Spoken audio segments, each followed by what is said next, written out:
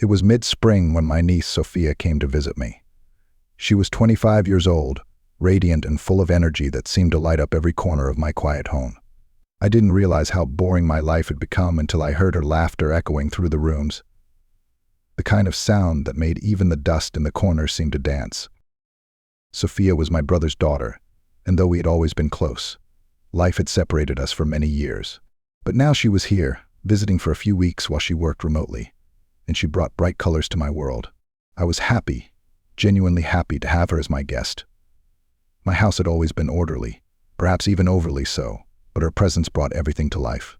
She brought with her a breeze that stirred my soul, a breeze I hadn't felt in a long time. It started innocently, of course. I admired her beauty as an uncle should, with pride. But then the admiration slowly but surely began to grow into something else.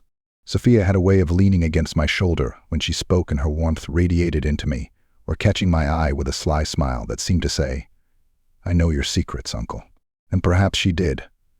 Perhaps she could feel me changing, the way my eyes lingered too long on her graceful movements, or the way my pulse quickened when she laughed, tossing her hair back over her shoulder. I knew it was wrong. I was 50, a man who should have known better. But there was something about Sophia that awakened a part of me that I'd buried long ago. I found myself gravitating toward her, craving her company like a man who'd been in the dark too long, and suddenly found the light. I started making excuses to just be near her, offering to make her coffee, help set up her workspace, take her to my favorite places in the city. Her smile, her touch, the way she seemed to see right through me, all of it, made me feel alive in a way I hadn't felt in years. One evening, as we sat by the fireplace, lit only by the flickering light of the fire, she snuggled closer to me. Her head rested on my shoulder, her fingers touched my arm, and my heart thundered in my chest. I turned my head, breathing in the scent of her shampoo, and for a moment the world seemed to stop. She looked up and met my eyes, her gaze lingering, filled with something that seemed to reflect my own longing. I realized I had crossed a line I thought I would never come close to. Soon I began to pursue her, almost involuntarily, as if something bigger than myself was pushing me toward her. One evening I was standing behind her as she was doing the dishes, and my hands moved to her shoulders, gently massaging them. She didn't pull away. Instead, she threw her head back and looked at me with deep, knowing eyes. I couldn't resist any longer.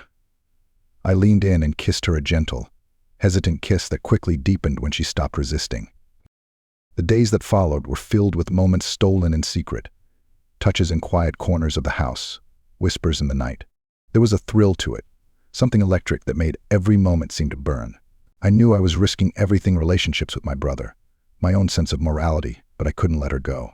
Loving her was like trying to hold back the storm in my chest. Sophia had awakened something in me, a passion I thought was long dead. And now, as I sit here and watch her pack her things to leave, I wonder what it all means. Sophia burst into my life like wildfire, and now all that's left of her are ashes. I love her in a way that defies explanation, and maybe she loves me too, or maybe it was just a high from the forbidden. All I know is that my house will seem empty without her, and I'll miss the way she brought light and warmth into my life, even if only for a short time. It's strange, isn't it?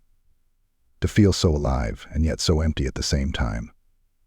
Closing my eyes, I remember the way she smiled at me that last night by the fire, her hand in mine. Maybe that's enough. Maybe those memories are all I'll ever have. And maybe it's enough to keep me going.